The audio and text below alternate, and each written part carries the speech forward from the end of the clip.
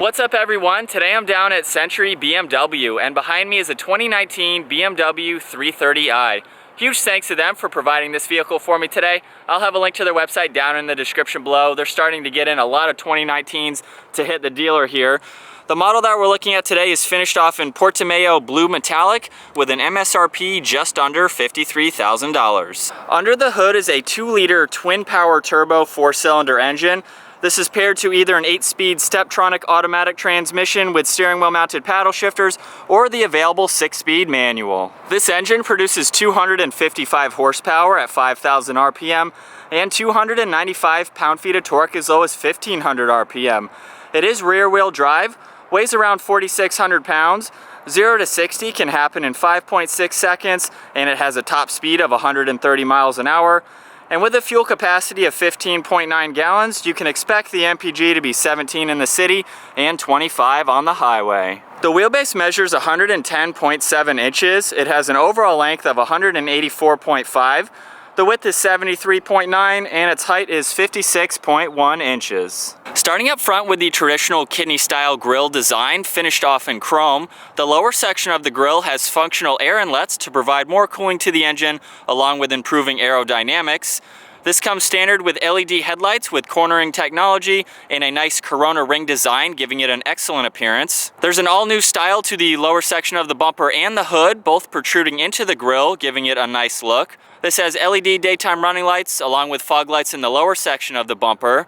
There's 4 forward-facing sensors, nice black mesh in the lower section of the bumper as well, and very clean lines coming down the hood. Moving to the side, this model has the upgraded 19-inch M-style wheels. They have a nice 5 double-spoke design to them and also a 2-tone finish, giving them a great contrast against the blue. This has 4-wheel disc brakes, body-colored side mirrors that are power folding and feature the integrated turn signal. This has adaptive suspension.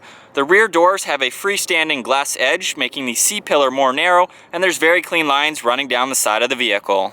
And finishing up in the rear with new LED taillights, which have a 3D design, giving them a great look. This has a backup camera with 4 parking sensors. There's contrast in the lower section of the bumper, giving it a great look against the blue. And this has dual exhaust. So that finishes up the exterior walk around on the new 2019 BMW 330i. Comment down below, what do you guys think of the latest model from BMW? I really like the blue on this specific one. I think it looks really good against the M-style wheels. This new model is also about 3 inches longer and a ½ inch wider and taller than the predecessor, along with dropping 121 pounds. And now with the key, we'll go ahead and check out the interior. You have unlock, the BMW logo is lock. This has a power trunk, and with the key on me, I'll just place my hand on the door handle. You'll hear it automatically unlock. The door panel is finished off in very nice black leather with blue stitching. You have unlock and lock behind the aluminum release handle, along with 2 seat memory adjustments. The side windows are automatic up and down with your side mirror adjustments in front of that. This features a 16-speaker Harman Kardon sound system. You have the power trunk release, along with some storage space below that. This also features ambient lighting running throughout the interior. Moving inside now to the black leather sport seats. These are heated. They have a lot of blue stitching running along them, which looks really nice. The M colors are nicely placed next to each other on the inside of one bolster. These feature a 16 power-way adjustability along with 4-way power lumbar support. You can also adjust the bolstering, and the front portion of the seat moves forward and back for more comfort as well. Once inside, we're greeted with a fully wrapped black leather steering wheel. This is the upgraded M-style steering wheel. Above the M badge, you have the heated steering wheel control. It gives you aluminum trim pieces running throughout it. Very nice hand positioning on either side. The buttons on the right control your radio. You have your volume and your tuning, along with your Bluetooth and hands-free controls. On the left side, you have all of your cruise control buttons. Again, this features the steering wheel mounted paddle shifters. They are finished off in aluminum. With the electronics on now, we'll take a look at the 12.3-inch digital gauge setup. To the far left, you have your fuel, along with your trip distance, your miles per hour, and your clock. The odometer is right in the middle. You have your tach, engine temperature, and outside temperature on the right, along with which driving mode you're in. To the left of the steering wheel, there's a little cubby storage pocket. You have all of your adjustments for the headlights, being able to put them on auto. You have your parking lights, shutting them off, along with the fog lights and the adjustment for the gauge brightness. There's one air vent surrounded in aluminum trim with piano black above that. More leather and blue stitching running along the top. This also features the heads-up display along with one speaker. All of the features on the center screen are very easy to use. Again, this is touchscreen, so I can just click on anything that I'd like. You can also use the buttons down below. So you have a rotary dial that you can click on. There's also 4 different points on it as well. You have back and option behind that.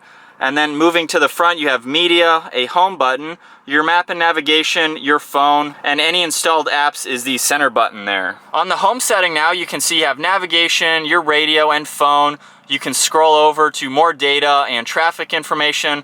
Along with the compass, you have your time, and then there are 2 blank options for anything that you'd like to put there. Going back to the side now, we have media, and we can scroll down to your phone options. So there's a lot of different things in here that you can configure and obviously pair your phone to. We can look at navigation and pull the map up full screen, so you can see that.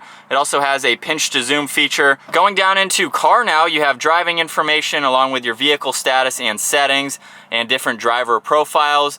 We can control the different driving modes between sport and eco, along with exterior lighting, your driver assistance, and display modes. So you can control your heads-up display with brightness along with your instrument panel. Going into driver assistance, you have your safety and warnings along with the speed limit assistance, parking and maneuvering along with feedback on the steering wheel. And the last feature on the left side is apps. So any apps that you have installed like weather, news. Beneath that screen, there's 2 air vents. You have your hazards and your intelligent safety in the center there. With the intelligent safety, you have individual, or you can configure the different technologies offered, like your front collision, your lane departure warning, and your active blind spot. So just going into any of those, you have early, medium, reduced, and off. Beneath that, you have your heated driver and passenger seats, along with all of the AC controls in the center. There's a little digital screen there that you can see once you turn the fan speed on. You have your individual climate controls for driver and passenger, along with where you'd like the air to go in the middle, and then pushing this button all the way down, we can shut it completely off. Surrounding all of that, you have a nice aluminum trim piece. It extends all the way to the passenger side air vent. Underneath that, we have the power and volume for the radio, along with different settings and presets in the center, along with tuning to the far right. There's a storage compartment here, nicely hidden in this cubby spot. We just click on that to open it up. It reveals 2 cup holders along with a 12 volt and a charging station in the front. Behind that, we have the shifter. Just by pushing on unlock to the left, we can go all the way back into drive, halfway in the middle for neutral, or all the way forwards for reverse. We can take those lines off or easily just put those back in place. And then by swiping to the left side, we can just go to the sensors only. Bringing this all the way back into drive, we can go over to manual mode and shift down there, or using the paddle shifters, which is nice. And then just by pushing on P in the back, it automatically goes into park. To the left of the shifter, you have traction control, along with the parking sensors, the automatic start-stop feature, with the engine start-stop button just behind that. This has 3 different driving modes: Sport, Comfort, and Eco Pro, which I'll go over in the test drive portion of this video. There's an automatic hold feature along with the electronic parking brake. Moving to the center console, again wrapped in leather with more of the blue stitching. There's a good amount of room down there with a charging port in the front section. Moving over to the glove box now, there's definitely a lot more space. We'll take another look at these M Sport style seats. They have very nice blue stitching running throughout them. It gives it a really clean look. This also features a sunroof, so all of those controls are up in the center, along with the dome light switches. Now it's time to take a look at the rear seating, and the door panel again is finished off like up front with more of the nice blue stitching. You have the ambient lighting above one speaker, and a little storage space in the lower section. This is a 5-seater sedan, so let's go ahead and hop in. Behind both front seats there's some netting for extra storage space. 2 air vents in the center with the 3rd zone for the rear seat passengers. You have heated and cooled along with where you'd like the air to go. Auto to the far left, and then we can shut that completely off. There's a 12 volt with 2 charging ports. With the front seat set at my height, 5'10", I definitely have plenty of leg room. My feet slide nicely underneath the seat, and then I have about 2 inches or so above my head. So there's definitely plenty of room in the back seats for 2 other people alongside of me. Moving to the center armrest now, just pulling this down, there's 2 cup holders. We can also push on this button underneath the headrest and fold the seat completely down, giving you access to the trunk space area if you need to do that. So these seats offer a 40-20-40 split to them. In order to fold the rear seats down, those controls are located in the trunk. You can see right now I have them in a 60-40 split configuration. And now it's time to take a look at the rear trunk storage space. You can either use the key fob, the button inside, or up underneath the BMW logo there. This has about 17 cubic feet of storage space with the back seats up, and it goes to about 56 cubic feet of storage space with them down. So you definitely have plenty of room if you have passengers or no passengers. To the left is a pretty deep compartment with a net there. You have the same thing on the right side. All right, so getting the new 330i out on the road now. This is the first sedan from BMW that I've been behind the wheel of, and so far it's very comfortable. I love the thickness in the steering wheel. I just drove the X5 a couple days ago, and it has the same upgraded M-style steering wheel. Again, it's so thick on both sides, it gives you really good hand positioning. So when you're taking turns like this, you easily have a good grip, which is nice. I love that this car has the upgraded M package. It gives you those wheels on the exterior too. Talking about its performance and handling so far, I'll go ahead and put it over into manual mode. We've got a couple twisties and a pretty bumpy road that we can test both the handling and how it rides on these bumpy roads. It's definitely taking these turns very well. It definitely feels very planted, and it has enough power to get up and out of those turns. Moving on to the overall general visibility. Obviously, looking out of the front, it's very easy to see. And then a glance over your left and right shoulder. I like how small, as I mentioned earlier, the C-pillars are. So you really don't have a blind spot to your left or right, which is very nice. And then that glass, obviously in the back, just like looking out of the front windshield, you have clear visibility to anyone behind you. So with it in manual mode again, we'll just give it a little bit more gas.